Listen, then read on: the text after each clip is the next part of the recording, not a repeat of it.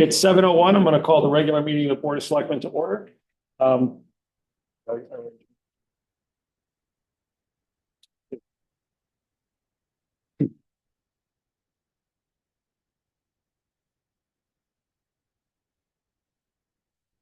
All right, our first item of business is the Pledge of Allegiance, and I again have to like you must with allegiance. State.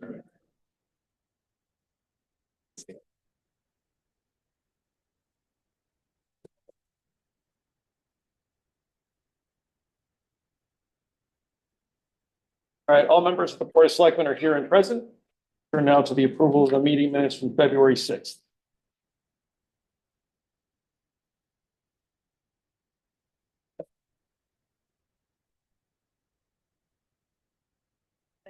Motion's been made and seconded. Any discussion or correction?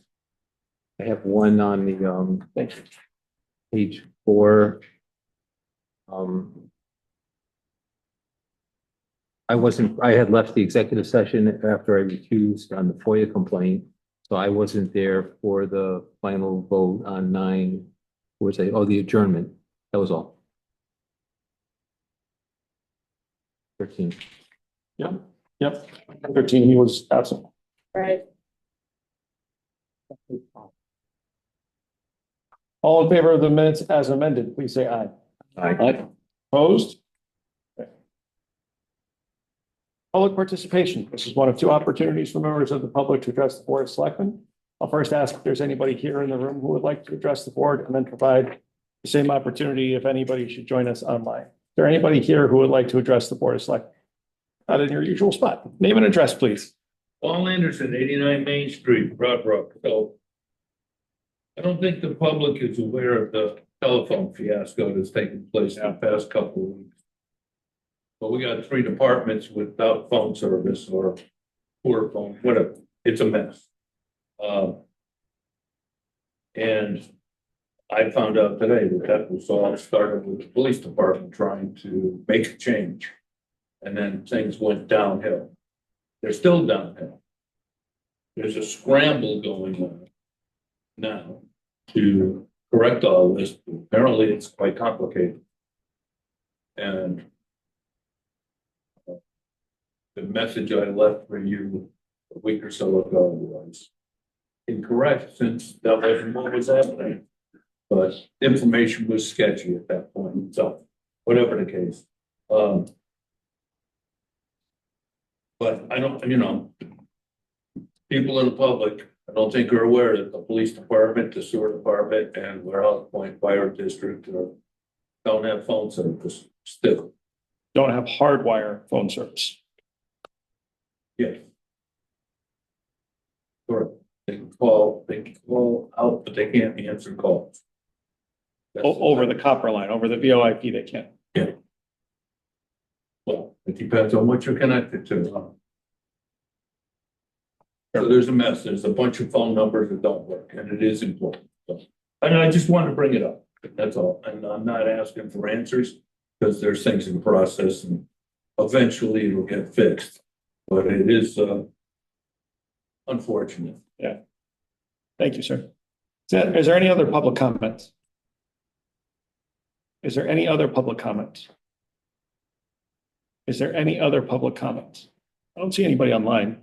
So there will be another opportunity later on in the agenda.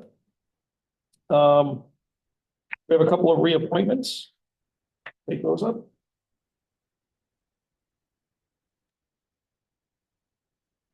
Reappoint, if no one minds, can I combine Peter Sanders and Bruce Putanis? Yeah. Okay.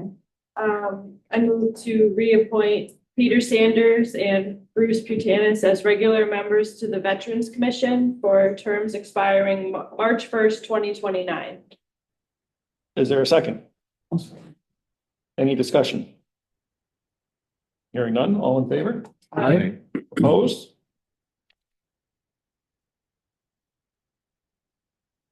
Make a motion to reappoint Anna Wasik to the Agricultural Commission for a term expiring March 1, 2028.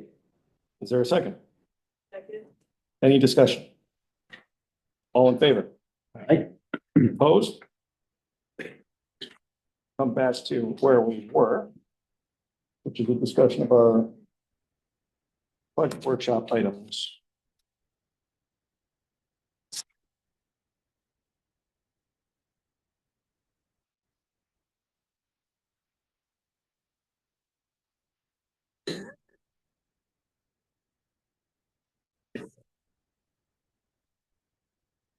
Okay, minutes, I need some water.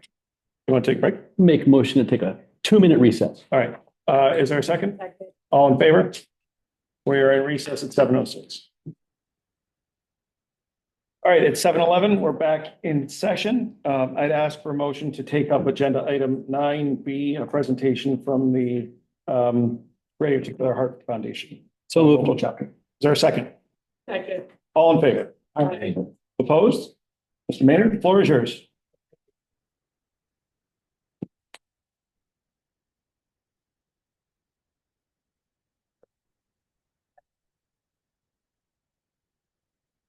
See these around town. This will be the 4th round, started it yesterday. And so all the 3 rounds before, we've done it in the summer and then given out the grants in the winter. This is the first time we started taking applications in the winter.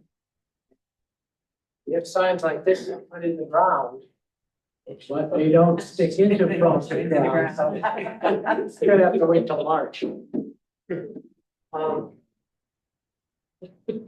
Also, if it's all right, can I give you some Absolutely. handouts? All yours, man. All right. Any more than video, so you can leave them here for anybody who wants them to.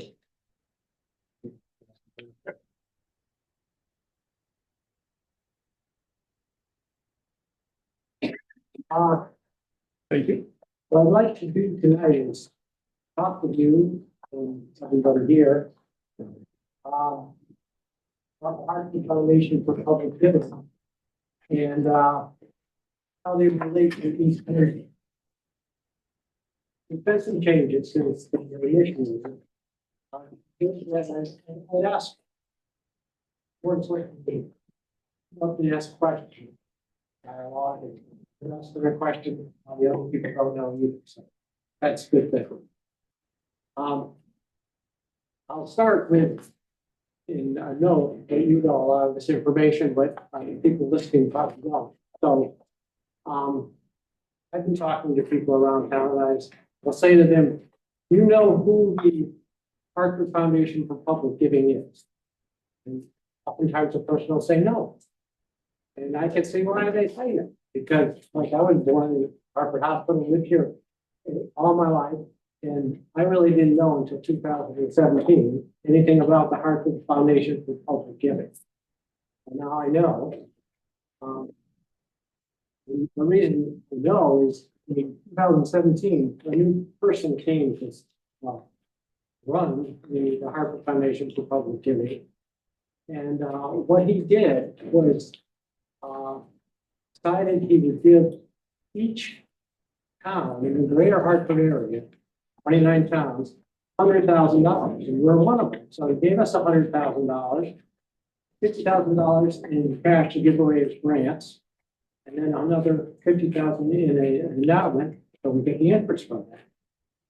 Well, his name was Jay Williams, and so we're starting to evolve how they're going to include the Hartford Foundation for Public Giving into this funding of some of the towns.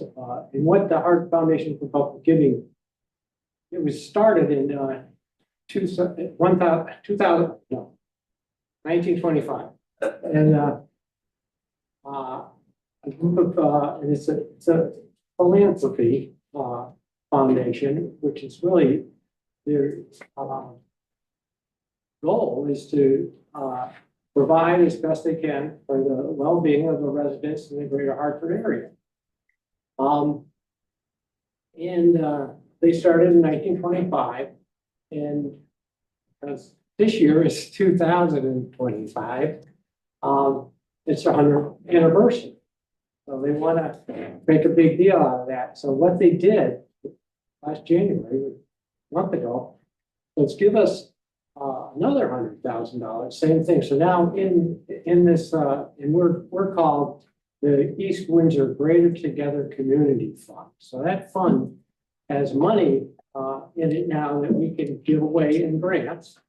And we also have now a endowment of over $120,000 that we're going to get income from. And they also said that they're going to give us an additional $15,000 to $20,000 every year to give away as grants.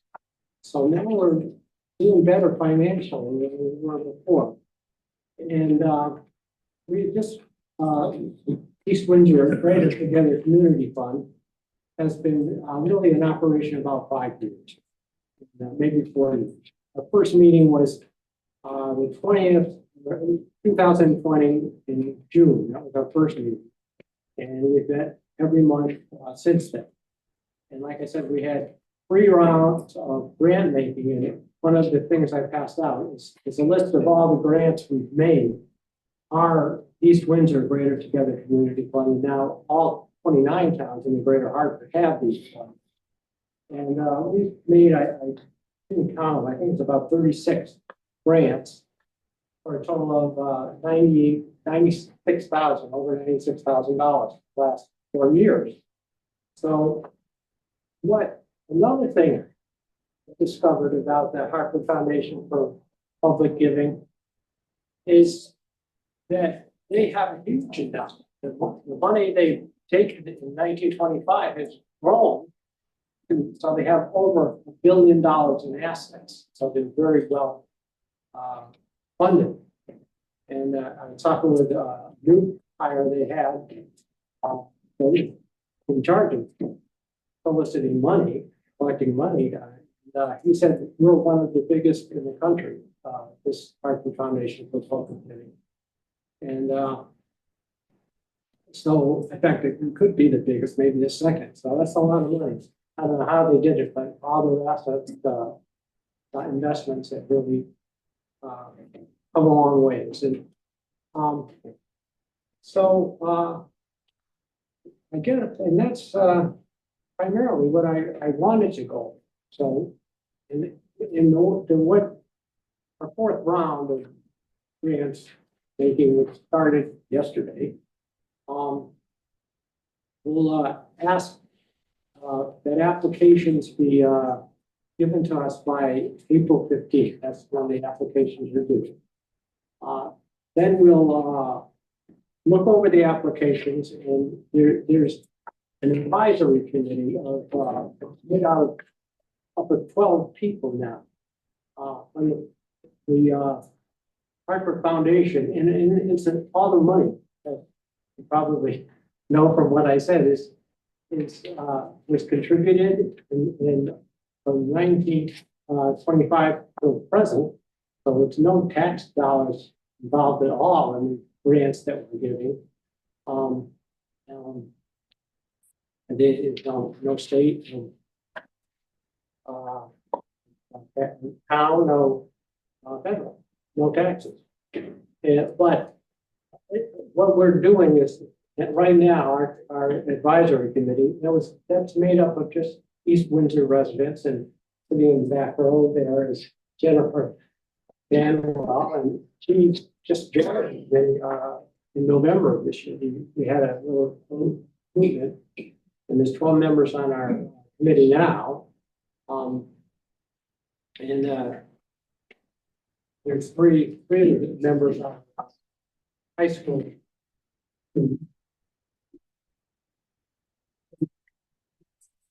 So, and few in between. I think we're kind of weak in the middle, and the others do that. So the advisory committee will collect the applications, and we're limiting the amount of the grant to $5,000 per group, and the grants are available to any member. 501c3s are great because they're easily funded. It's a little harder for the Hartford Foundation to fund, non-501(c)(3), but if you can get a fiscal agent to represent you, then, that's fine. And one fiscal agent that, we've had is the town. And then we've done some, in fact, I'll read off a few of the things. Like the East Windsor Housing Authority, they've given in $1,800, and the public schools, we bought moving library tables. Social services, we've done some things for. And an interesting thing we did was we gave $5,000 to the church in Five Corners, the Congregational Church. A lot of historical value there, and they have a clock out there, that clock. It doesn't work anymore. If you go by it, it has no hands on it. But we gave them $5,000 to fix that clock, but really took more than that. And we said, well, if we give it to you, can you get the rest of the money? And they were able to get it. So within the next year, we should have a lot of hands up there. I'm not gonna ring the bell. I think of the neighbors would be bothered. Let's see some of my other things we did. We gave some to Abby's Helping Hands, onto the BMX skate park, to the East Windsor Housing Authority, Diversity Council. So we've given a lot of money, and now we have a lot more money because of their 100th anniversary. And so that's and so once we go over the we hope to get the funds out by maybe July. So by the summer, maybe with these signs to the ground. I don't know. I probably left some things out. Any questions? I've got a couple. Sure. How much do you anticipate being able to award in this round? Well, we can, cash available, we have over $70,000 that we could award. But I think we're looking at it, well, it's up to the 12 members of the advisory, how much we will give out. And we have to compare the, and also I should say that the applications is ask for projects, and kind of look for projects. We're gonna have to start and finish, and gardening club, we gave something, but it doesn't have to. You know, what are you gonna use the money for? The basic thing. One thing that I should mention, okay, jogged my mind. The applications are available on the landing page, the East Windsor landing page of the Hartford Foundation for Public Giving. And I do have some that have that information on it. I'll leave them on the table. It has a QR code, so it'll take you right to that landing page. But another easy way to get to that landing page is go to the East Windsor website. And that, yes, you see on the website, the tracker, that means you're on the right page. And on the left, if you look at it on the left, there's links. There's town links, there's community links. And if you go to the bottom, the last community link, it says Greater Together Community.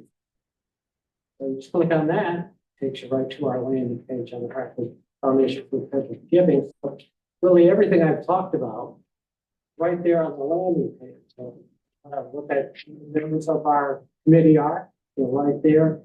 All the list of all the grants we've made so far. And so we're looking for people in the community who they're not high value, nothing like you get from the state, but they like these schools are cultural arts. We funded them for shares. So people who are interested in getting involved and get groups of people together that can want to do things for the health and well-being of the residents of East Windsor. to submit a, application. Most we could say is no, or maybe we could say maybe not this year, but next year, so. Do that and go to our landing page and, fill out an application if you think, and also on that card is our, email address, so. And that's also on the website, so, the Harvard Foundation landing page, so send us an email if you have any questions at all. And did I answer your question? What's some more? Yeah, you did. And I think you answered my next one, which is there a maximum amount that you're allowed to? This year it's 5,000, but then we determine, Okay, you have control over that too. we have control of that. So yeah, it's amazing that this group of people really have control of that money, and if once we don't do anything ridiculous, we have to send what our recommendations are to the Harvard Foundation for Public Giving, and they'll approve it. We'll get the money directly to the Harvard Public Foundation.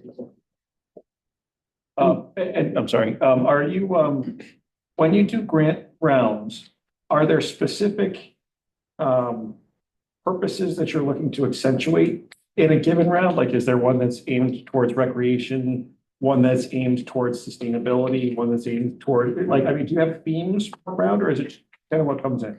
I know what comes in. One thing we do is that we give point values to each application where they meet certain criteria. Don't have the rubric here, and we changed it to see what we think is the most important thing for the town. One of our goals is to select things that have the greatest impact on the town of East Windsor, and we get the bang for a buck, so to speak. So, and then we actually don't go strictly. Some will come in higher than others, obviously, and some come in very low. So those are in our other rounds, we've given away anywhere between $24,000 and $31,000. What sometimes we'll do is say, well, I was going to say, one time we had like $125,000 that are last for, and some of them are pretty good, but we had about $30,000 to give away, so we had to really weed out some, and then some we say, well, now we cut it down from $120,000 to $45,000, and don't. So then we'll go back and say, oh, could you take 80% of what you asked for? So. Yeah. I was gonna ask how competitive the grant. You just answered that. They're pretty competitive. There's usually more asked than there is that you have to get. Yeah. Up till now, we weren't guaranteed of getting extra funding, but now we're going to get $15,000 to $20,000 plus the interest of our endowment. We have some, so we can go maybe a 2-year thing. We're working on it still, but another nice thing now is all these 29 towns are starting to work together. We have conferences together, and meetings together, and we're starting to talk to all these big, all of them are in the lots and field stuff we do. A lot of them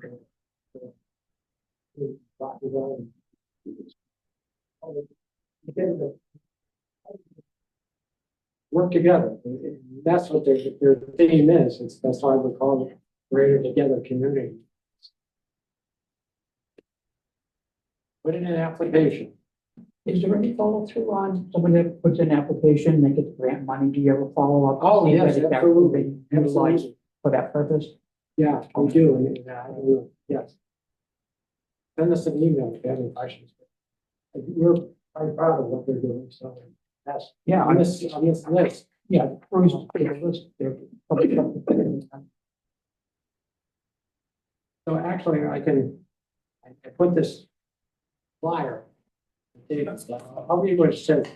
It says, the East Windsor Greater Together Advisory Committee is seeking project proposals that will improve or enhance the quality of life of East Windsor residents.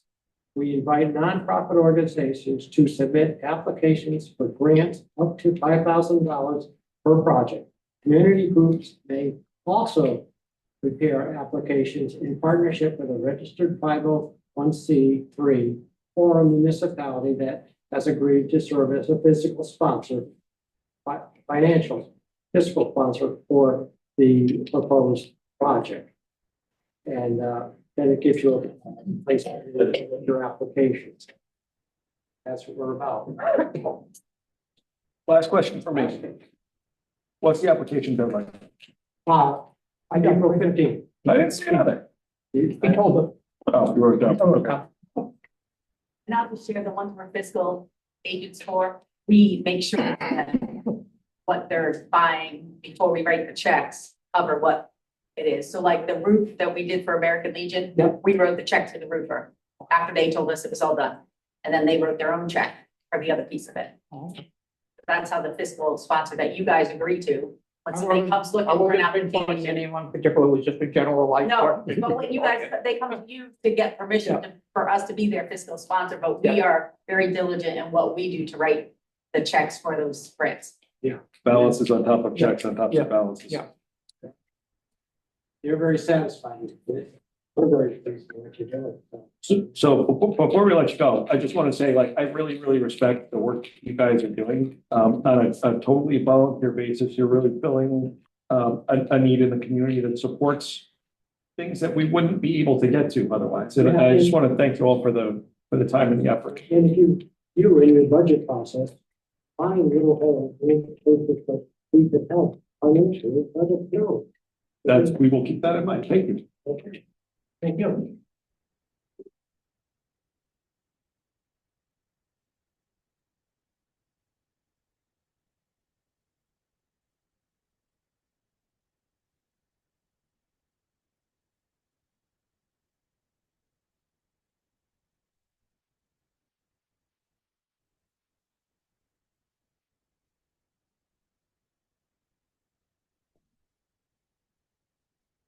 Okay, let's turn to. Well, we'll go back to the workshop stuff. We can go back to this in a minute. So we'll now turn to the assessor. Good evening, Ms. Tots.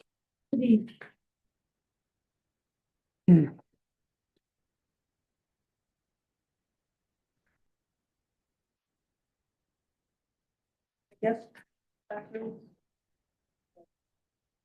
Straightforward. My total increase is about $4,000 and one of that really helped the line. We had a deduction on our books and periodicals. The change in the motor vehicles thanks to the budget legislation. We no longer have pricing guides and everything will be in black trade. That's about it. Question for the assessors line. I have a comment and then two comments and then a question. Do you want me to start with the question or the comments? Everything. Okay. First of all, as you folks probably know, Helen has been effectively supervising the tax office since November. She has done a fantastic job, and I just want to thank you for stepping up into a less than ideal situation, but sincerely appreciate it. So that's comment number one. Comment number two, more relevant to the budget. So $1,000 increase in the salaries, but everybody who's associated with the assessor's office is currently out of contract. So that is a correction to the current year's salary line, which under budgeted one of the two assistant assessors in the assessor's line. So it's a correction based on what should have been in the current year's budget, and it does not include what's going to happen with contractual changes for clerical or supervisors. Those are my two comments. Now, my question, can you explain for the group what the change is around motor vehicles and what people should expect to see because of that? Sure. In the past, assessors have been mandated to value everything, including motor vehicles, based on current fair market value. 70% for the assessment. The new legislation, excuse me, the new legislation has indicated that we must use the manufacturer's suggested retail price, MSRP, of a vehicle, every vehicle, and depreciate it based on how old that vehicle is. And the schedule for depreciation is set forth within the statute. So when the tax bill, when tax bills come out in July, for the most part, our passenger motor vehicles, pickup trucks, that sort of thing should have a lower assessed value than it has in the past. Going along with that, the rights to appeal your value are still in place, but a taxpayer cannot appeal based on condition, mileage, anything like that, only on whether or not the assessor has used the correct MSRP in the valuation process. In addition, the new legislation has eliminated personal utility trailers from taxation. So if you have that little homemade trailer you use around the yard, we no longer are going to be issuing tax bills for that. Snowmobiles will no longer be taxed under motor vehicle taxes. And personal use boat trailers won't be taxed like they do. So that's it in a nutshell. So, all things being equal, the average person who just has a car that they use to commute, they're likely to see a reduction in their motor vehicle tax. Correct. And that's not a reflection of Depending any, on the mill rate, the mill rates. I'm not worried about that. but But basically the assessments, we had a 15% drop in the motor vehicle grant list. And basically because of new pricing. and that was the swap from NADA over to MSRP Yes. Which equals about $2 million. in grand list value. Okay. Other question? So the MSRP is from the date of the vehicle. So they have a database that says 1998 car sold for so much.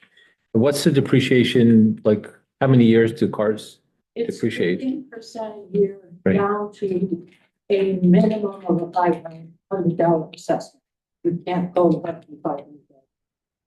And do they go, are they so detailed that they put like you put a VIN number in and it tells you like exactly all the features that came, the MSRP for that car, Everything that be drawn from the bid right? and that's what the MSRP is. So it's exploded is considering that. So I understood that the used car values were down quite a bit anyway. If they, but then recently data came out that said that the inflation rate was the higher inflation rate right now is partially driven by used car values going back up. Did they like go down and then go back up again? Actually, during COVID and immediately It went up. after, they spiked. Right. They were starting to level off in the last year or so. But right now it's irrelevant to the assessment. So the good news about the MSRP valuation is that it builds out all of the fluctuations in the market for used cars. And you don't have to, it doesn't matter whether the used car market is really strong or really weak. It's going to be the value of the car depreciated 15% a year. And if you use the VIN number, it builds in all of the features of your car and everybody gets treated the same. It sounds like a pretty fair approach, whoever put that in place. The only tricky part is going to be someone who has a car that's really not in good shape. Right. And they feel it's not worth whatever that depreciated value. Right. but you also said, I'm sorry, I don't mean to trick, but you also said that there's a minimum amount that's required to Yes. pay, $500. $500 assessed bill. What does that do to somebody that has four registered cars on their property that are antiques and currently pay based upon the year of it, et cetera, et cetera? It's normally 200, now it's gonna be 500. No. Yeah, Right, that's the value, not the tax. it's, right, it's It's the the value, assessed bill. but if it was valued at 200, now it's If- automatically $500. If they have a classic plate. Yeah. They've always been assessed automatically at 500. We've never gone below. Cool, that. So somebody who's got a car that's at that fully depreciated value at our current mill rate is gonna pay $12 in property taxes. So that's our story on motor vehicle. Thanks. Yeah. Okay, I did release to Melissa an article for the Five Village Voice, which will be coming out May 5th. Explaining the new change also before the tax bills get issued. Hopefully that will help people understand. Board of Assessment Appeals budget. Static, same as last year. What we had put in last year. Worked out fine, even with the numerous revaluation appeals. So we have put some pretty up from here.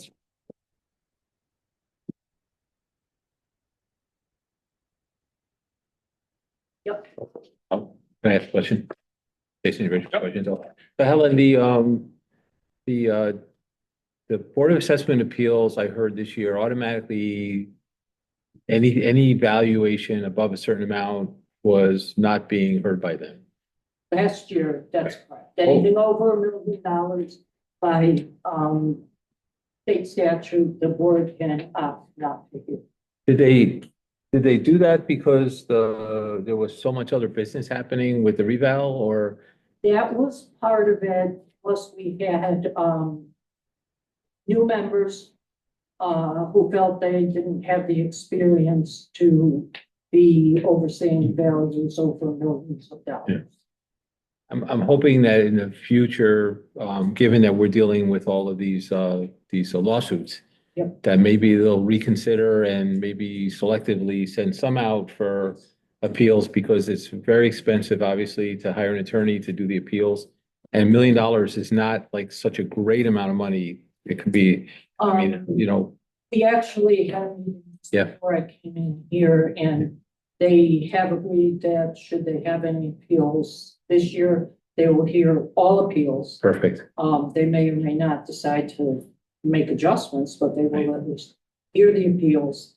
And today is the deadline for applications for appeals, and I think we have 14. And they So can always, compared to several hundred last year. appeal that to the Superior Court if they want to do that. So, so I think that's a great idea. I think, sounds like it's, moving in a better direction in Yep. terms of, costs to the town. The also people that file the appeals it's a better benefit for them because they may get it resolved with the Board of Assessment Appeals instead of having to hire a lawyer and get an appraiser and take it to Superior Court. Right. Yep. Okay, thank you. Tax collectors. Again, thank you. Thank you for the nice words. Basically, I offer moral support. The budget, Amy actually put together the tax collector budget. I have one request. The day after the budgets were all handed in, the tax office had to send out over 3,000 delinquent notices, which were done manually.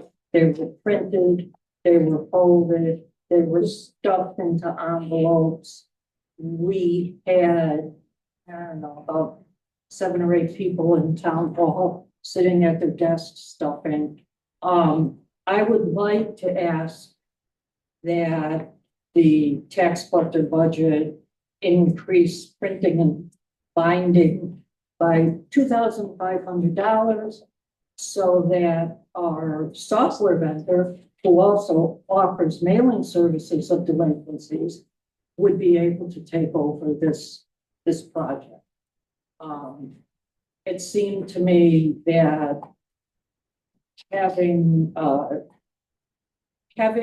us doing this at our hourly rate of pay, the amount of paper that was used, the ink that came from the printer, everything, it was massive.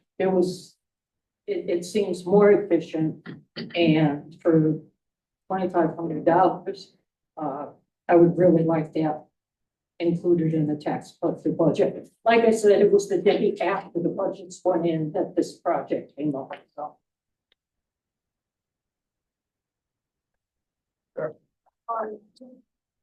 Do we have a job posted for this position? And, okay, and is that closed soon, or what is that? Open until filled. Okay, so we haven't had any applicants this far? We'll talk about that later. Okay. Yeah. Anything else? Thank you. You're welcome.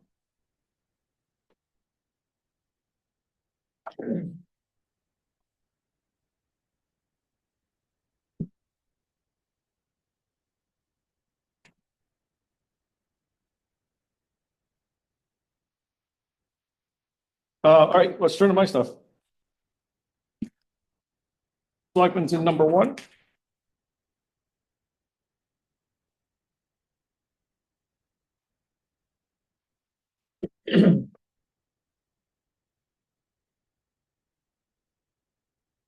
One of the things that we're doing here, we're moving around postage costs and printing, like tone costs, so that they're represented more within central supplies. So you're going to see some of this stuff come out of other departments and end up in here, which is a large part of the operational cost increase.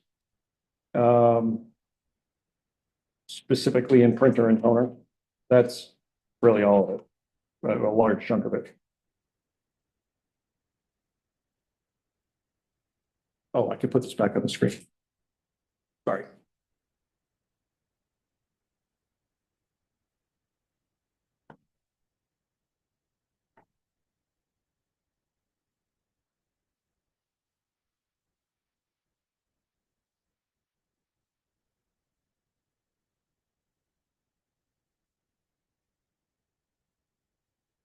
Questions or comments?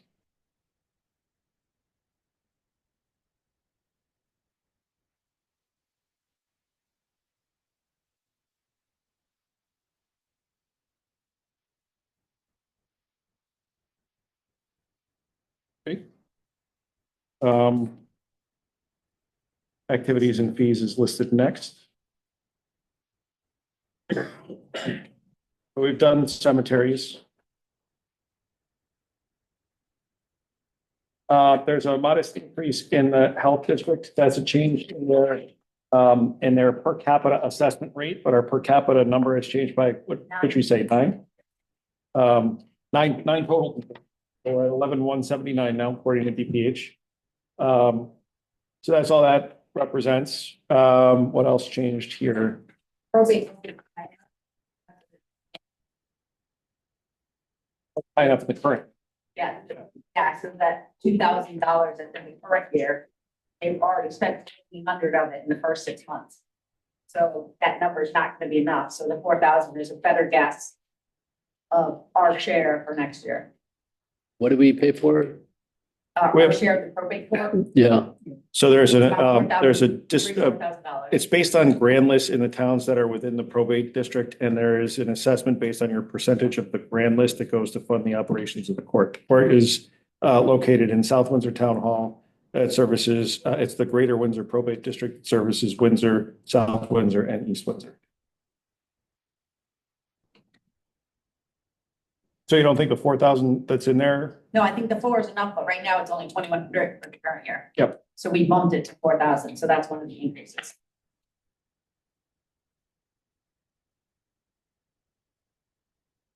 We talked about the Cemetery Association. Fort Town Fair, we host this year? Well, yes, Again, we hosted last year. We're hosting. Yeah, I was gonna again. say, that was quick. We came back around again. They're, they didn't change their president. right. So the host town is determined based on who the president is. And Ruth Phillips Grant is staying on for a second year, which keeps us in the queue for a second year. But there was some sort of an issue prior to that. They're getting back on the right schedule now. We weren't supposed to be at last year. Somebody else was supposed to be at last year, Summers. Yeah. So it was a mistake last year. And it's all over the place with which of the four towns contributes what. We have been probably the most steadfast partner in terms of our funding.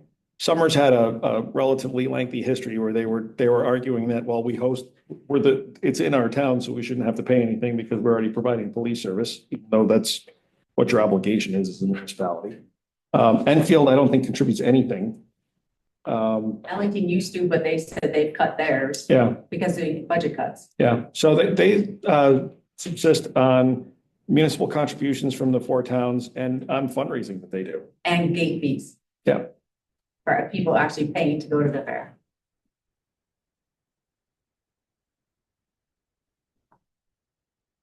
They get a cut of the rides too, and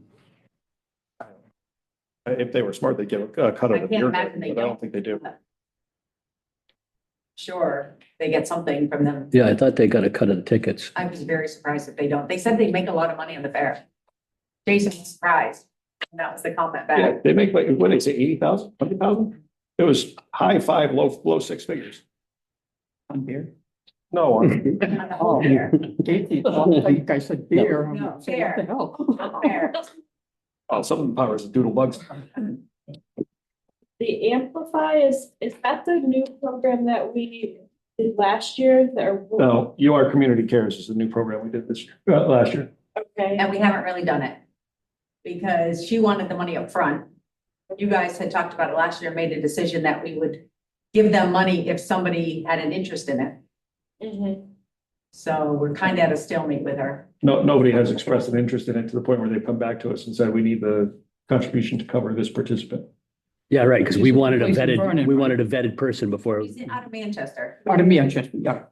Yeah, we weren't just gonna give them a grant. Right, we didn't just want to give them the money. Right. We wanted to give it to them in exchange for somebody needing that background check. Yeah. And she didn't like that. So that's why the internet stopped then. I don't know, so we never got approached that anybody wanted to do it. And I haven't just It's gonna be read. all right. Like your focus. You jump, other, you jump.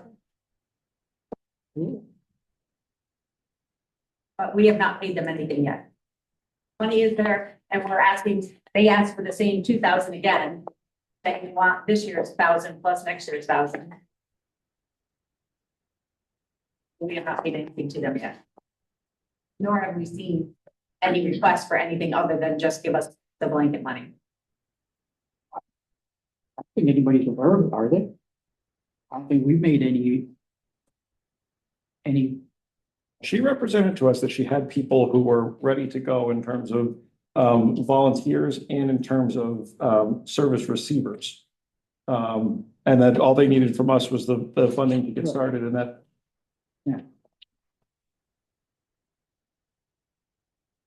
but I don't see anything advertised anywhere for it either. So, Right, besides the email that we get. except, yeah, Still get it, right? Yeah, I do.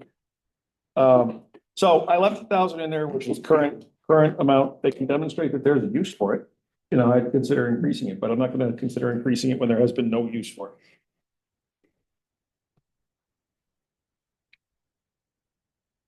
What else is an activity and fees?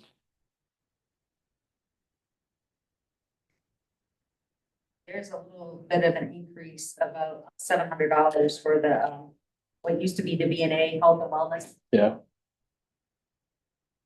Was that on a rotation?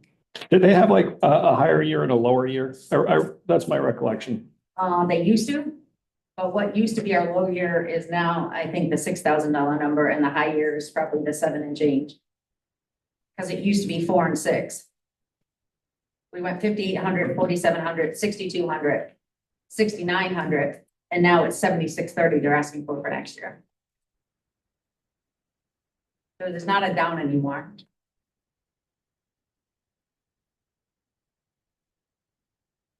And that's the visiting nurses. Yeah, it's actually called East Windsor Health and Wellness, but it's the Successor of new, the, yeah, the new company of the VNA.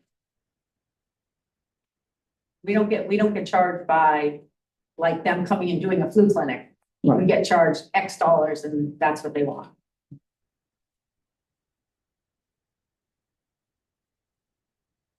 nothing else here? Okay. Let's go to, what else do I have? Legal's above it, right before it. Yeah.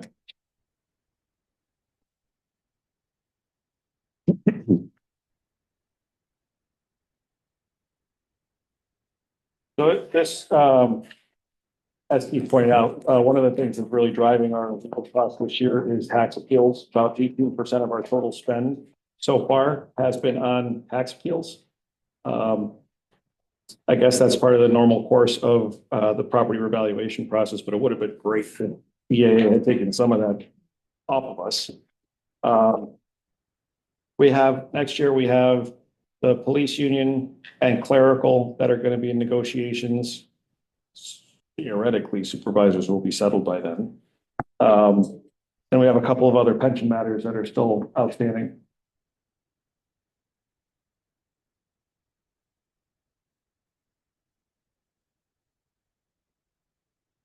The only ones without food.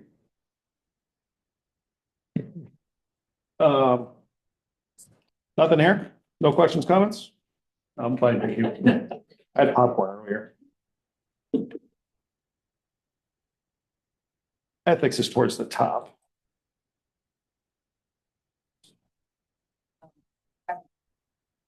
Yeah, so this is our charter revision year. We have to start that process in this calendar year. So there is funding in there for effectively half a year's recording secretary expenses. And then the Ethics Commission is being kept status quo, even though we don't have the membership required for them to be able to meet. I think the rest of this is you, Amy. Yep. Treasurer first? Sure. Also in that one. I have it. After the technical one. So I'm one of the few places that actually have something in the contract for next year. All the rest of the salaries are sitting at zero, are because both clerical and supervisors are not in contract in this budget presentation. Or dispatchers.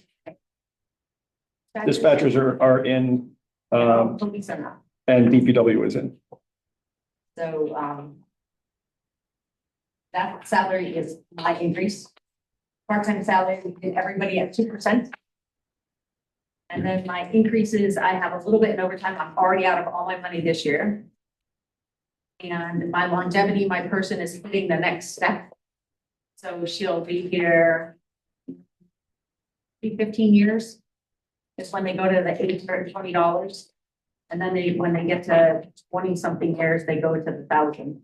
So the $275, which is a 17.8% increase, is just the length of service of my second employee. And then the only other thing is $1,280 for payroll services, and it's that we're running, that we're not gonna have enough in current year budget. Say that again? My payroll services, it's Yeah. payroll services for Okay. everybody, and I'm not gonna have enough this year. So I boosted next year's by $1,280. And that's just a cost per person of processing payroll, W-2s, 1095s, all the things you have to do. It can keep W2.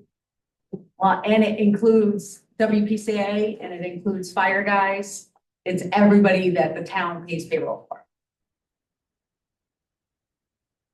So how much with the new early voting and all of that and the new change in poll workers have to be town employees now?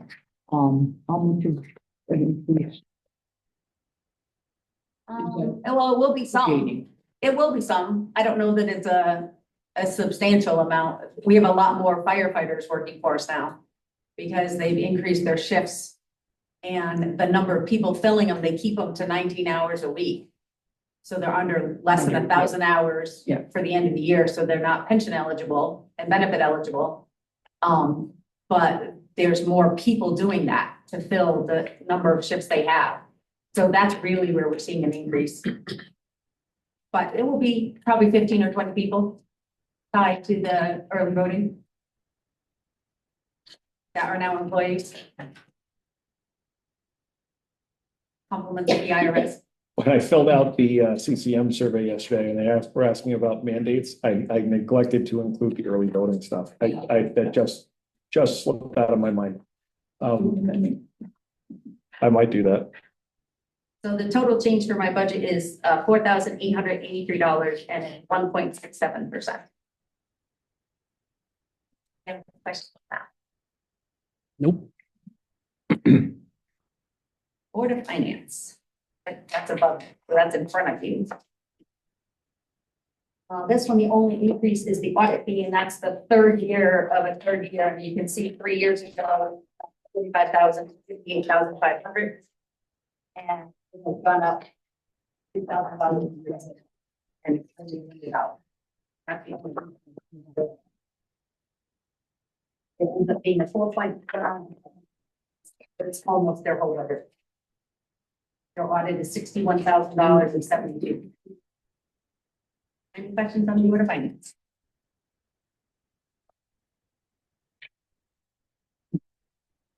Insurance. What's it?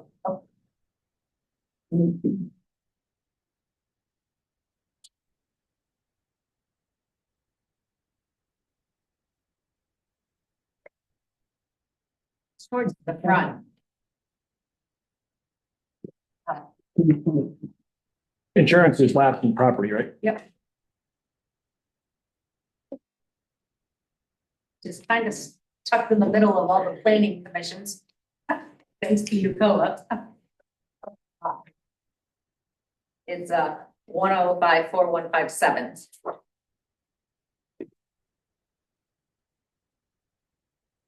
Yeah, no. Insurance, still in tab 1. It's 4157. It's right after ZBA and before wetlands. It's probably right after all those pages, I would guess.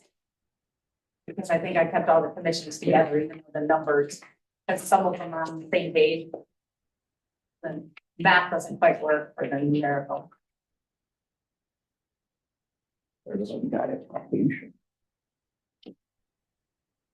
So that one, I have a $750 increase on the lap insurance and a $2,500 increase on the deductible. And that's because our buildings now are $2,500 instead of $1,000. So it used to be for automobiles or buildings, it was $1,000, and they changed their policy. So now it's $2,500 if a building gets damaged and needs to. So I adjusted the deductible to have $7,500 in there instead.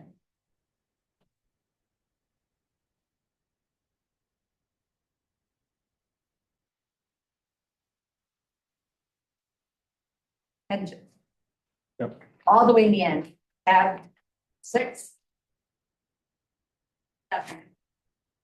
All the way in the back of the deck.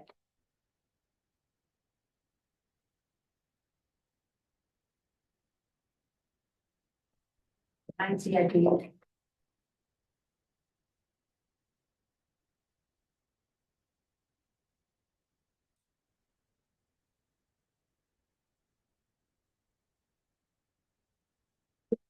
Employee benefits somewhere else, the rest of them. It's the one in front of the contingency. Yep, You mean on a different agenda? so on this one, the pension, now we can plan $684. $684,000 last year. And I think it's right at 720 in there now. I don't have- So that's my best guess of what it will be this year, based off the estimate when it's taken to the beginning of this month. So it's going up a little bit, not a lot. And then the other piece of the pension is the 401A, the 457 match. Anybody who's not in the pension or has a hybrid insurance also has a 401(k) component. And police dispatch and some contracted people have 407 matches, and that's just based on trend. The more people that aren't on pension anymore, when they come into the clerical, they're only DP only. We have more people in the 401(a), less people on the pension plan. Amy, what tab are you on? 7, and it's kind of near the back. It's after all the pages of capital improvement plan. We have more people taking 401? Well, they don't have a choice. Dispatch, everybody is 401 except one person. Yes. Clerical, there's only a half a dozen people left. So more than half are now DC only. And then for all the police, all the DPW, everybody has both a 401 and a DP because they're hybrid. So every time somebody leaves, that's just pension, they're being replaced with somebody that has some kind of DC.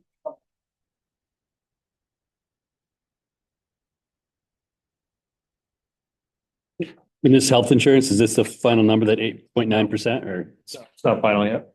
They're gonna give us final number, first, second week of March. And our last estimate. We went from 8 to 10 originally, so I budgeted 10.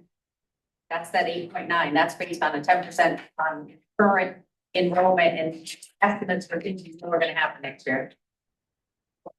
What's happening, people that are getting engaged, people that are aging off. So that's currently in at 10, but the next time they came through, they said 10 to 12. There's also a county adjustment that'll adjust it down for Hartford County by 0.5%. So the 10 to 12 is really going to be 9.5 to 11.5 for us.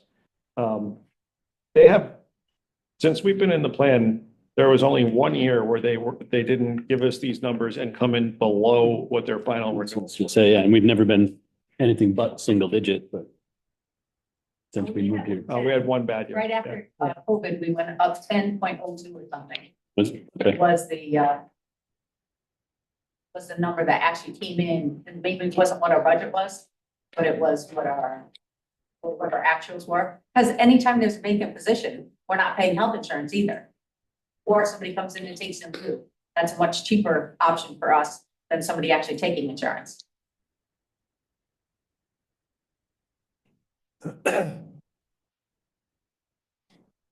Anybody have any other questions on pensions? Ari, looks like he does.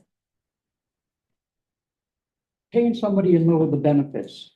Yeah. Overall, is that cost effective for the town? Most certainly. It is. With only one exception that we just recently discovered, which is if you have 2 employees who are on healthcare and you're paying them half of the single premium to take the in lieu of, what they jump onto their new spouses, which is actually in excess of what the 2 individual premiums would be. So they end up in that one outlier, they end up on the winning side. That's happened one time. Is that right? Just one time? Well, we have a couple other where children of employees are now working for us, getting in lieu. So we didn't get any break on the family plan that we originally were on, Right, because they- or still on, and they're getting in lieu. But so But occasionally it doesn't work, but most of the time, Right. and what it does is it encourages somebody who has a lesser plan Yeah. with their spouse to take that plan because they're gonna get paid here. So like in our case, when my husband doesn't take it, we don't get anything. Right. So if it was beneficial for us, I would be better off being in lieu and staying on my husband's. Because I was on it as a state employee, my husband and I were both state employees, and we had to have our own independent insurance. I couldn't get my insurance and get covered on him, or he couldn't get any of his insurance and get covered on me, entitled. Both had to have our own. That's how I was asking. That would be more expensive if we really require that. Yeah, well, and that's kind of why we left and came to the town, because my husband's company, they were gonna charge me $50 a month because I could get insurance through my own employer. And I'm So they like, I'm not penalize paying you for not taking it here. a family plan, somebody still has to pay a family Yeah. plan, because we have children that need coverage. So I'm like, wait a minute, now we're paying a family plan and a single plan, that makes no sense at all. So we switched and all came to the town a couple of years ago.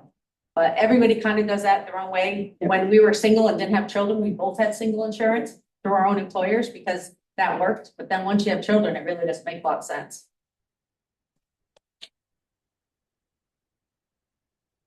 But it's not terrible. I mean, it's high for a percentage so far, but it's not terrible, but it could be.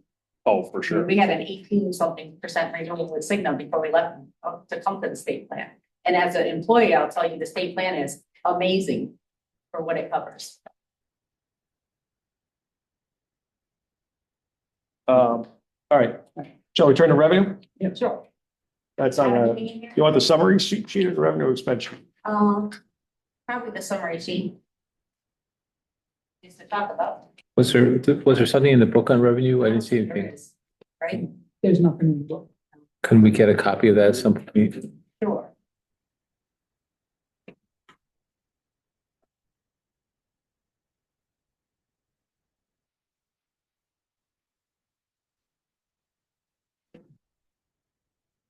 Hold on, you want me to look at that? But we'll go with the state first.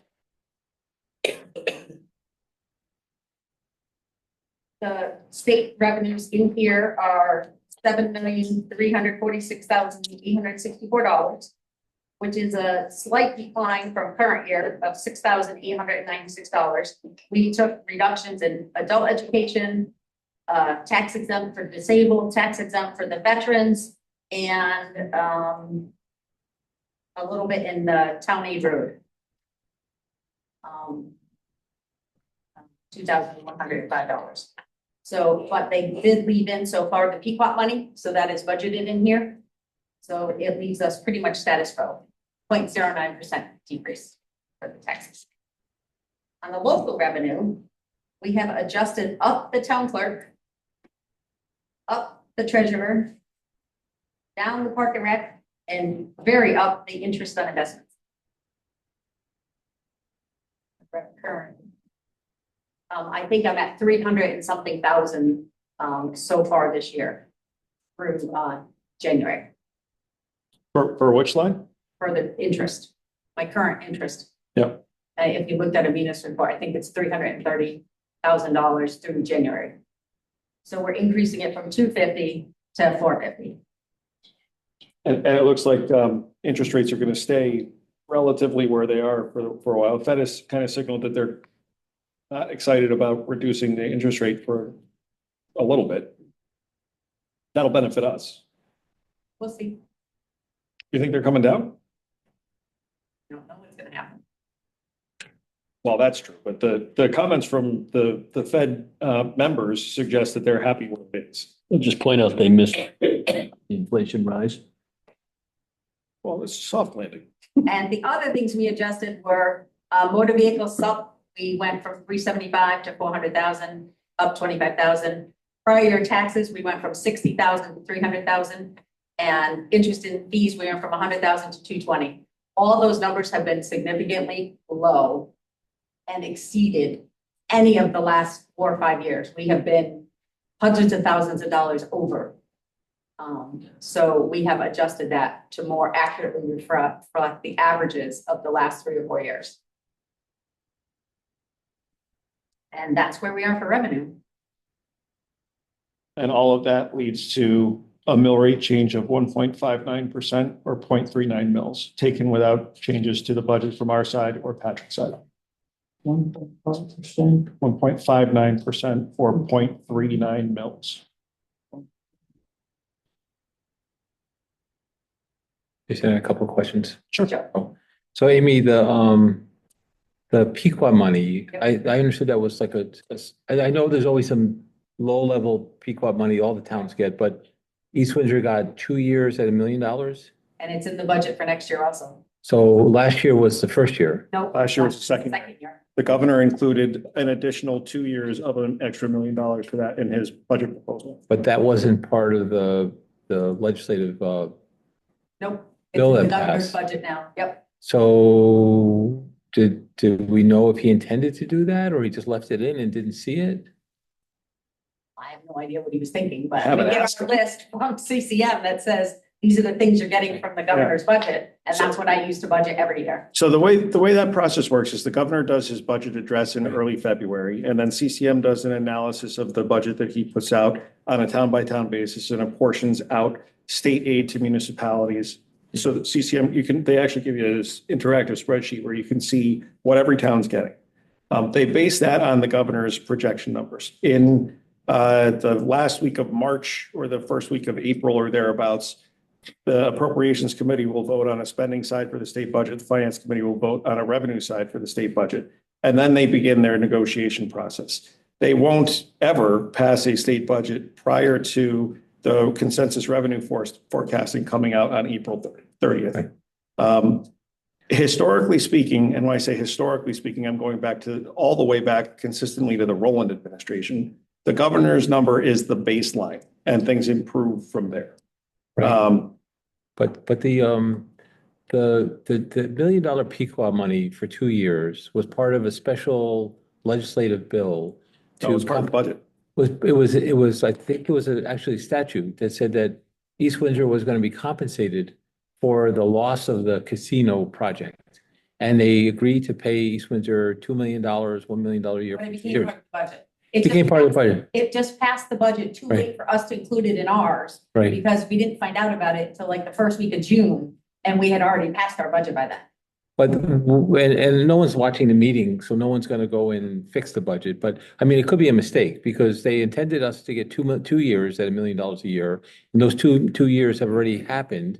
And so this is, I why don't would, agree with that characterization because we don't know that they intended it for 2 years. We do know that they passed a biennial budget. They don't pass anything for longer than 2 years. I thought I read a statute that was a revised statute as to the Pequot money.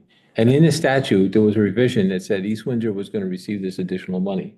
Okay. That's part of the budget. It was part of statute too. So. Right. The budget is a compilation. No, of it statutes. wasn't a budget. It was anyway, okay. So Pequot money, we got our 2 years, but we may be getting $1 million a year going forward, as long as the budget is approved. Okay. And the fund balance, I guess we're going to get a rundown of the fund balance in our budget book to see how far down we've spent, because I think, Right now, we're still over. 23? Yeah, I think the max for the policy is 20%. Yeah. And we're over that right now. that's policy. So again, and then, so I had two concerns. So the interest on income on investments. So we've been projecting interest at a certain rate on our investments for years. And then this year, all of a sudden, we're projecting a much greater return on the rate, like almost double the rate. We used to have significant income relating to investments before things went to nothing. We went from 500,000 to 200,000 to 25,000 over a 3-year period when I first got here. And that was also So based on the 18, interest. 19 and 20, we went from 500,000 to 200,000 to nothing, 2,500 or 25,000. That's it on all our same general fund money. I get it. Approximately the same dollar amount. General fund balance has stayed around $10 million this whole time. Okay, but what happens if we don't get 4.5% interest? I'm saying 450,000, whatever the interest for, and we get 2.5%, and we're budgeting now for. Yes, I think- we are budgeting less conservatively on interest. I think But it's last year we got 6, 600,000. I think it was. I'll have to look at the revenue. I feel comparison. But that number was significantly higher than what I budgeted, and we've already met this year's budget. I get it. So, Well, for various reasons, the market fluctuate. This is kind of like makes me feel when towns, they go, okay, our collection rate for our taxes are 98.5%. Oh, we're having a tight budget. Let's push it up to 98.9% or 99.2% because we can do it because we'll probably get it. And then all of a sudden now we've changed our collection rates, our anticipation rates in order to balance the budget when you don't know that we're going to have, like you said, nobody knows. Interest rates Fed's going to keep it the same. Fed's going to go down. Bonds are going to go up. Nobody knows. And so, I'm trying to understand why it's being done. And in the prior year taxes, so going from 60 to 300 and the 60 has been artificially really, really low. If you looked at a revenue report over the 5 years, you would see nothing under the 220. right. But the problem is that we've been collecting There's the high, still always out there but we've been, large chunk of money that has not been paid. right, but we've been collecting, let's say we haven't been collecting 60 because it's low. And let's say we've been collecting 300, okay? But that money has been coming into our budget regardless. And it's been balancing our budget regardless. Okay, but now by doing this, Feeding our fund balance. been feeding, well, it's- We're not using it to balance the budget. It's We were fe- budgeting it at 60. we spend from the fund balance, so it ends up feeding something because we spend it. And so now the money's been coming in all the time. It's been part of our budgetary process. And now just going to change the number as if Based on we're, historical trends. as if we're getting new money in our budget, but we're not, because the money has been coming in and been going into our budget. It's actually old money that we're getting into our budget. It's money that we were owed in prior I years. understand that. What I'm saying is by changing this in such a large, huge amount at one time, where this is not like we're anticipating new revenue coming in. This is bringing it up. No, it means we're budgeting for what's really coming in. Yeah, except that the problem is that we are I calculated as $560,000 of adjustments just on the basis of the prior taxes, the interest, interest on investments, and it was the other change he had. It's almost $560,000. So if we've already been collecting it, that $560,000 has been going into our budget, whether it's fund balance and we spend out of the fund balance. It hasn't been included in our budget. It's been included in our actuals when the money comes in. That's what I'm saying. We've not been budgeting for Right, it. okay. We've been charging taxes instead. It's becoming, That's how we end up with the excess that ends up with fund balance over 20%. Right, Well- we're under budgeting our revenues, which is to the detriment of the Over- taxpayers. Right. Correctly based on the history. Revenues, Yeah. So we're over taxing people. yeah, so this year what we're gonna do is we're gonna say, okay, we have an excess of we're gonna put $560,000 of new revenue into the budget. Okay, even though it's not new revenue, because it's been coming into the town for years. And we're gonna reduce the mill rate by for $560,000, 1% or 2%. And so everybody's good. Okay, we're gonna reduce, the mill rate's not gonna go up as much, but that's not new money coming in. This is not new revenue. This is money that's been coming in, as you say, for years, coming into the fund balance. So people think, okay, well, we're gonna spend 5% on our tax increase, fine, because we're only getting a mill rate increase of 1 point something%.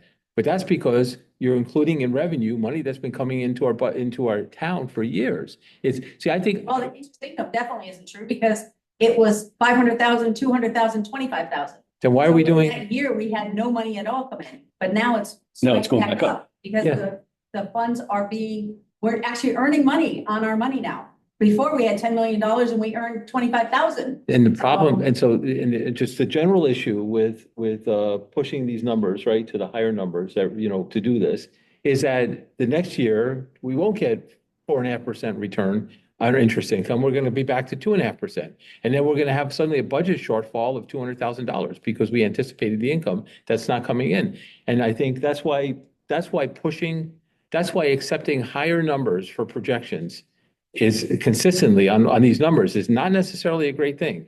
It's good sometimes to be conservative on some of this because then we don't have the wild swings every year. Because we should be expecting the revenue that we should get. And if you looked over history, you would see those exact same numbers each of the last 4 or 5 years. Then that's my point from. But why are we not budgeting that if that's what's coming in each of the last 5? And years? that's what I was saying earlier. If we're bringing it to the number that's actually coming in, Which right? is what we're doing. Okay, then we are not, this is not new revenue.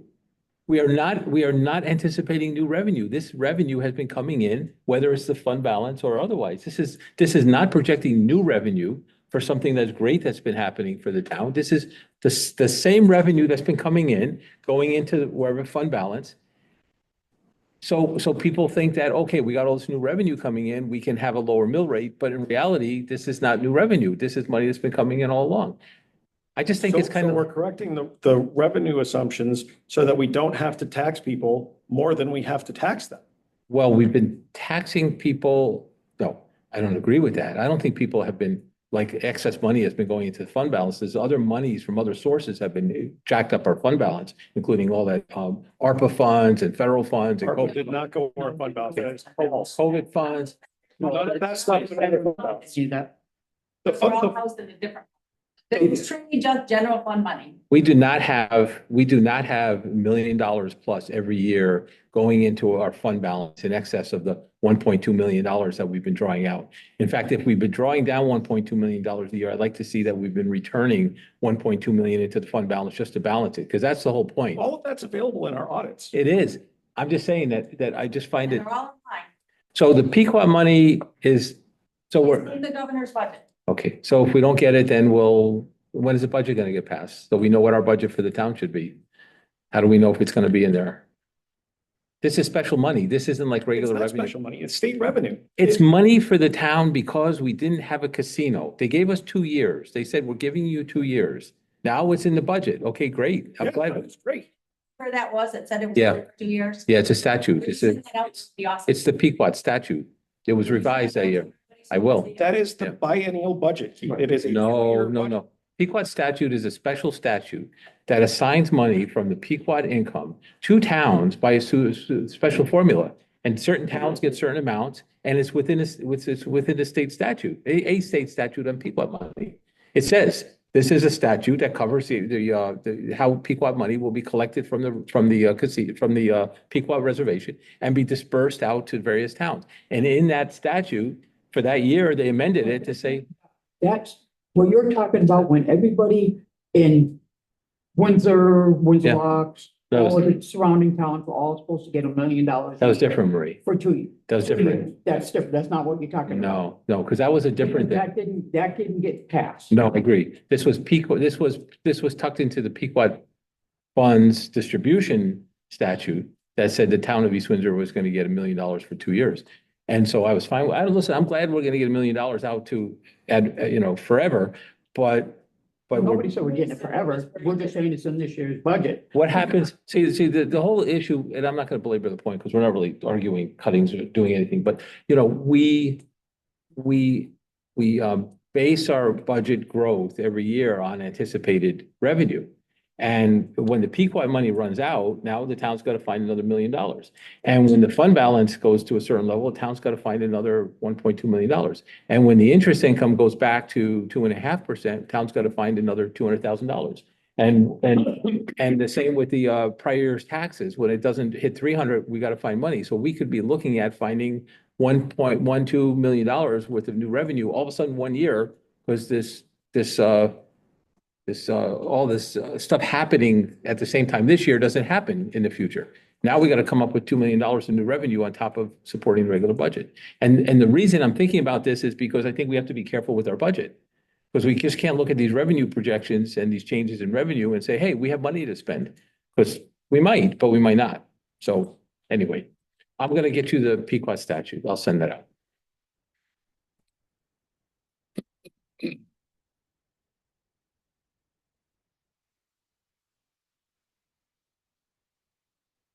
Sorry. OPM's got the budget summary up.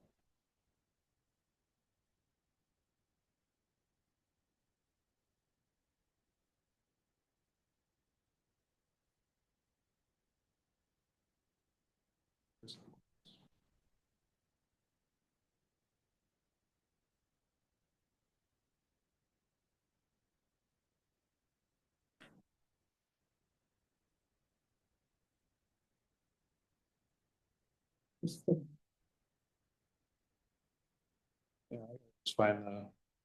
Share my screen. Yeah.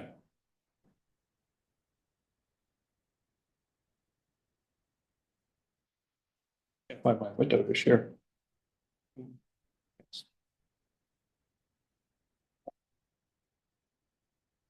Oh, there it is.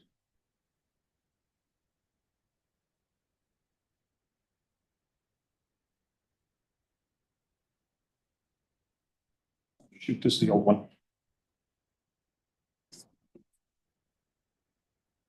I think it's 3-55J.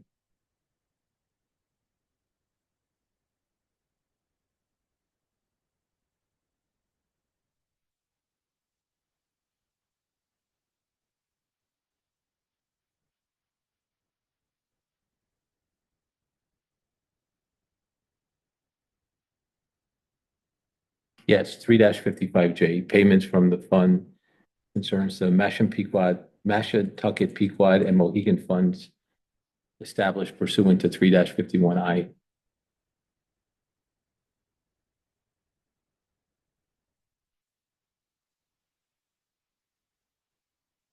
think this is the last biennium.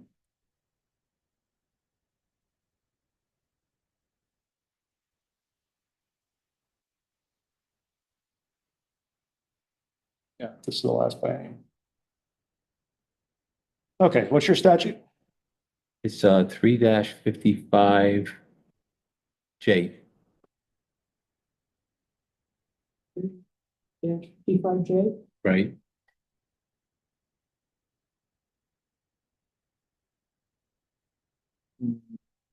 I don't think so.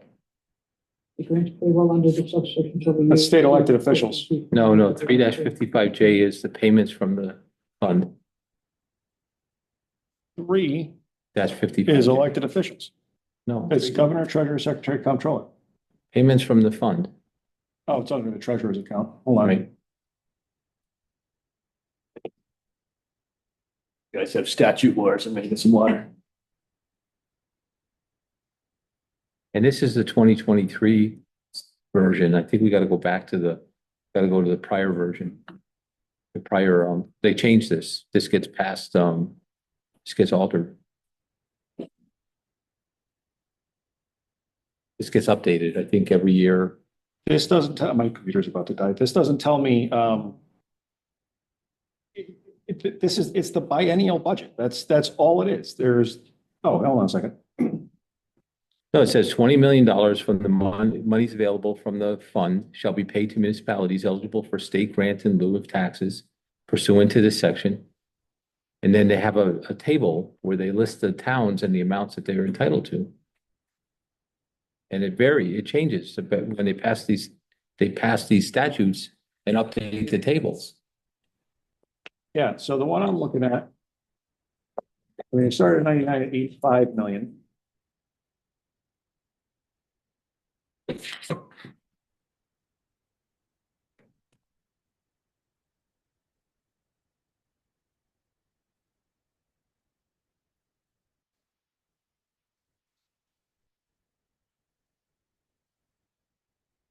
State grants and money, actually, that would be money, I, private money that went to Oxford for like their airport or, get for the receiving, the old feeding home. No, this is how I believe this is how what money is distributed in towns and municipalities pursuant to the statute.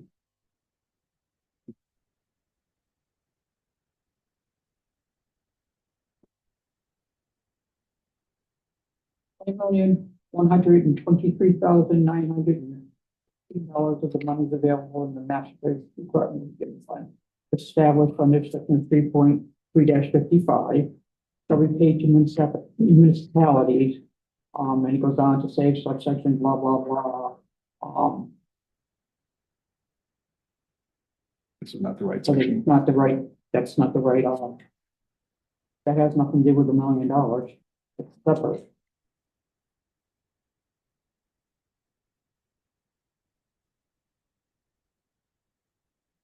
So, do you know where the current budget is located? State, Yeah, it just says it's notwithstanding with the provisions, the provisions of subsections. It says inclusive of this section. This is just a US law. It just cites the law. It doesn't provide you the specifics. It's not even coming. Well, if you look under 23 and you look under that just we're not even included in it. Right. That's, We're not even included to get anything under that it, 3-55 that you're referring to. I didn't see it. The closest town to us is Windsor. Oh, I got it. It's right here. Because of the airport. so this is right from the budget document.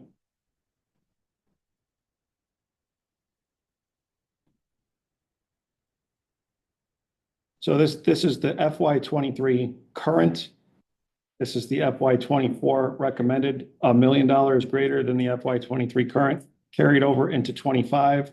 And the governor's recommendation is carrying that same $1 million over into 26 and 27.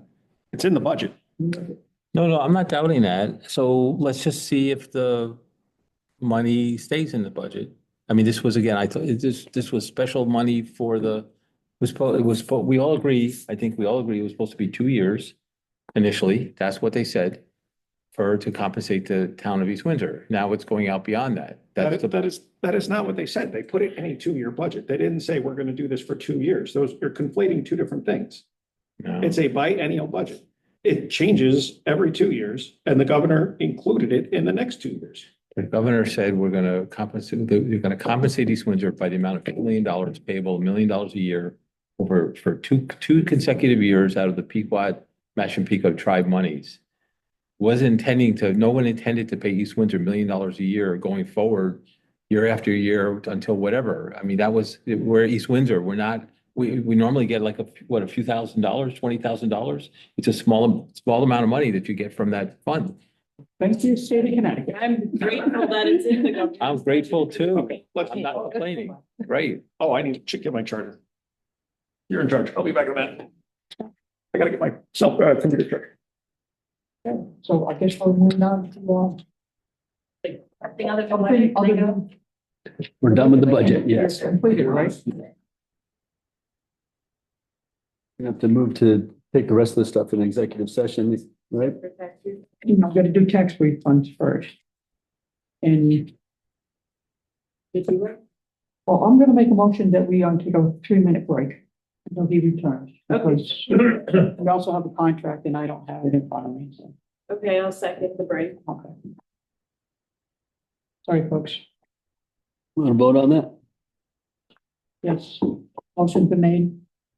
What's the motion? 5-minute break. Oh, sure. Aye. Aye. Fine. Hi, guys. Do some exercise, stand up, move your knees so you don't have to. So, Deputy Selectman, you did motion and then Seconded by. seconded by 8:37 PM. Okay, 5-minute break. All right, thank you. Not really. I seconded it. Do you? Oh, That's okay. I called for the vote. Yeah. I'm all over the place today. It's okay. On this time. And we're still being recorded, so. It is. Yeah, why not?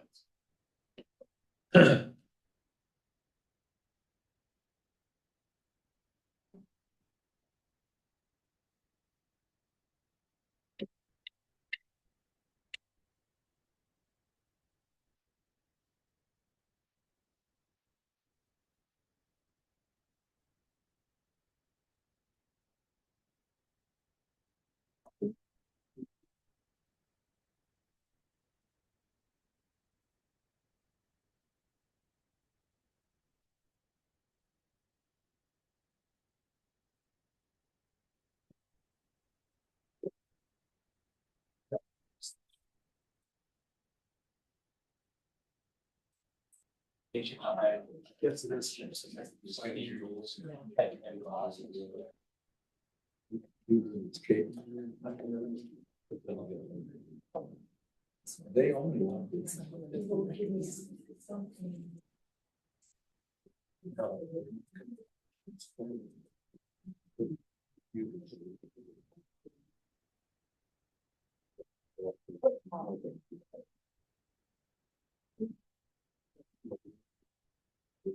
It's actually a only one location. It's like completely.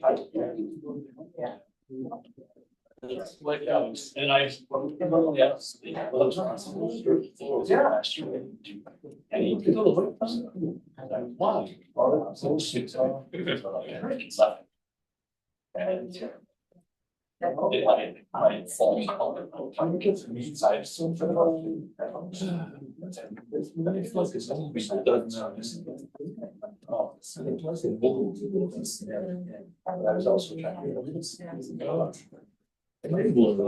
Alan, you all set?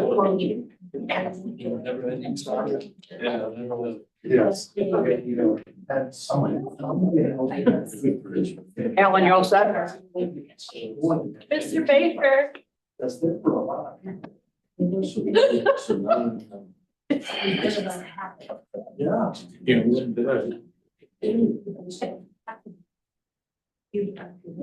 Like to make a motion out of, break? Okay. Somebody to do that?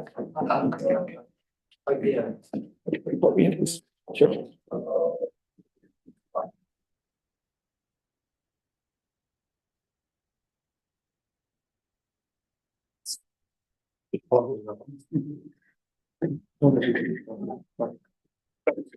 So, we took a break, so, I'll make a motion that we come out of, the break and turn the meeting back over to Selectman Basel. Thanks. You want, Okay, where are we now? we should be on, discussion of. 9C. Contract. Is that where we are? Yep. Okay, so we all discussed this already. I think this is, I want to make sure you all put eyes on this. I believe this is the final version.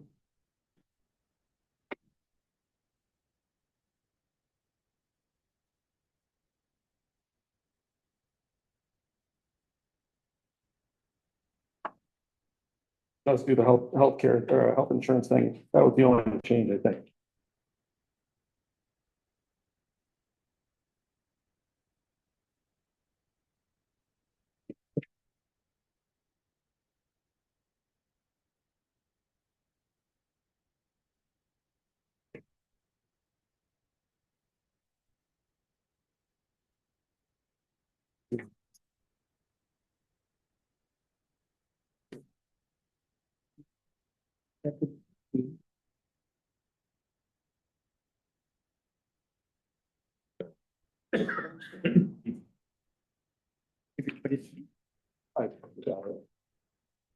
So adding, under 8E, adding Juneteenth, are there any other changes to the contract as presented? Nope. May I have a motion? Make a motion to authorize the first selectman to sign the employment agreement between the town of East Windsor and Leonard J. Norton. Is there a second? Second. Any discussion? All in favor? Aye. Opposed? Abstentions? Okay. Thank you. Public now. I think he wants to collect them back. No, it's public now. You can have it. Sabo needs to have one. Do you want me to include it? I was wondering. Yeah. Okay. Yes. Thank you.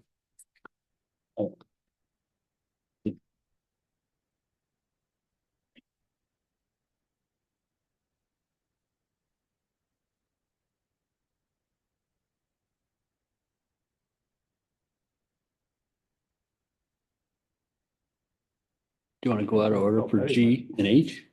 Or? Oh, I see you were looking for it. All right, so I would ask for a motion to postpone agenda items 9D, E, and F until after executive session. So moved. Is there a second? All in favor? Aye.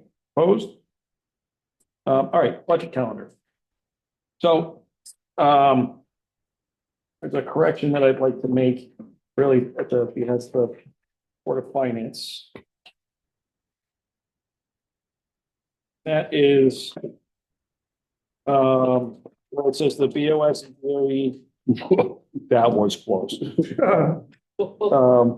The BOS and the BOE presentations to the Board of Finance on, March 12th. I'd like that to be the 19th. And the public hearing and the BOF workshops commencing, I'd like that to be the 26th. So pushing those two things back by 1 week. May I have a motion?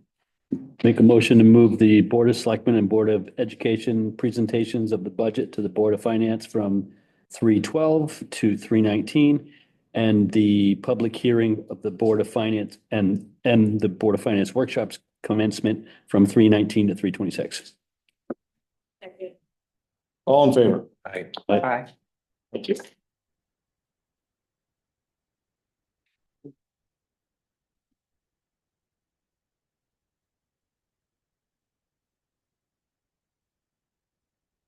Tax refunds.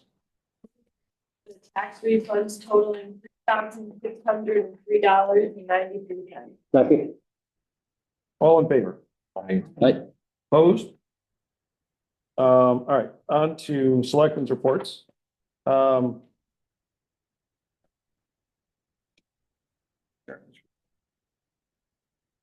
Okay, I just have two things. First of all, the Panther Plunge, everybody's favorite holiday of the year, is being postponed.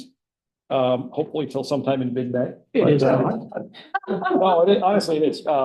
And the reason it's being postponed isn't because it's too cold, although it really is. But it's being postponed because it's not safe to get down the hill.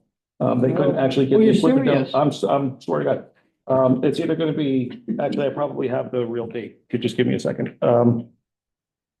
This was a late call, but they actually couldn't get, my understanding is they couldn't get the equipment down the hill to break it open.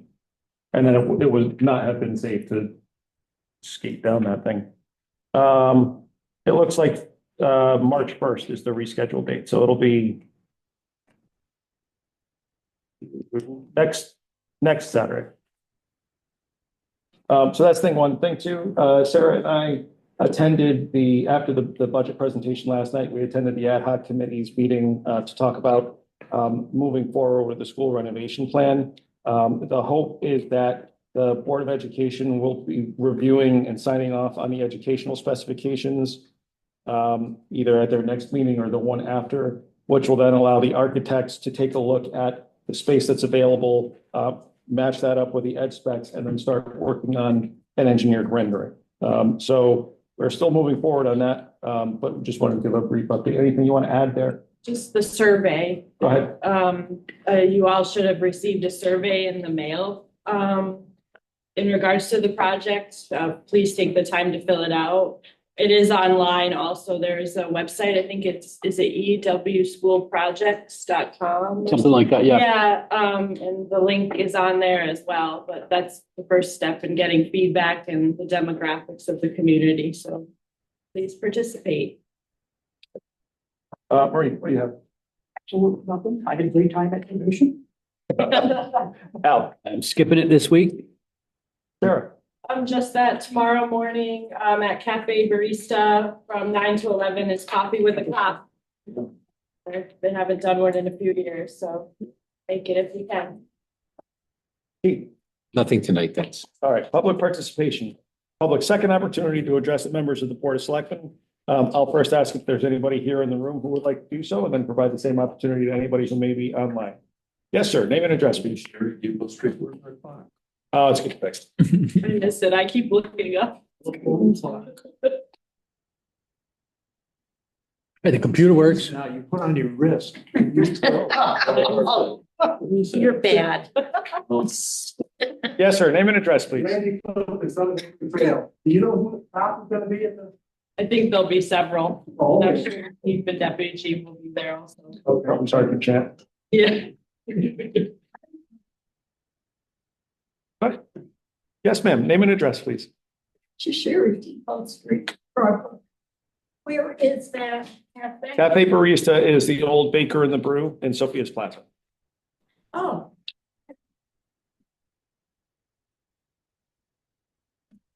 Is there any other public comment? Right in the little strip mall. Is there any other public comment?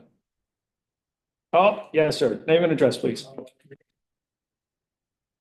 Kings Court, Brian.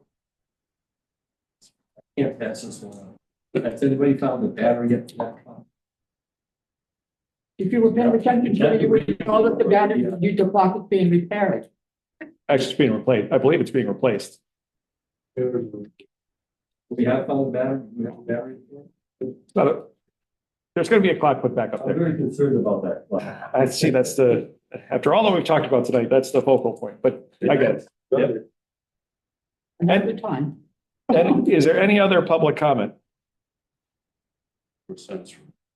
Thanks. Okay, we're gonna move on. So we're gonna have an executive session. It's going to include, Secret, are you staying for that? Is that your intention? I want to give you the opportunity if you want to. Okay. So we're gonna have, it's gonna include Helen Tots, Attorney Josh Hawks Lads, not Attorney Brian McCann, and Chief Chuck Ruth separately. So we'll start off with Ms. Tots, and then if you wouldn't mind just stepping out for a couple of minutes. May I have a motion to go into executive session? That we go into executive session, 8:50 PM. Is there a second? Second. All in favor? All right. Opposed? We are in executive session at 8:51. To protect the fees also. All right, it's 10:06. We're out of executive session. We will turn now to agenda item 9D. Selectman Baker. Oh, I can't do D, E, and F together? Can if you'd like. I would like to take D, E, and F together, and I would like to make a motion to authorize the first selectman to settle the tax settlement pertaining to A&D Ballas, Riverview Plaza Management, and Sophia's Plaza LLC as per this discussion, the board and the lawyer this evening. Is there a second? Second. Any discussion? All in favor? Aye. Opposed? No further business to come before the board. A motion to adjourn would be in order. That we adjourn at 7 p.m. Is there a second? Second. Motion has been made and seconded. It's non-debatable. All in favor, please say aye. Opposed? We are adjourned at 10:06.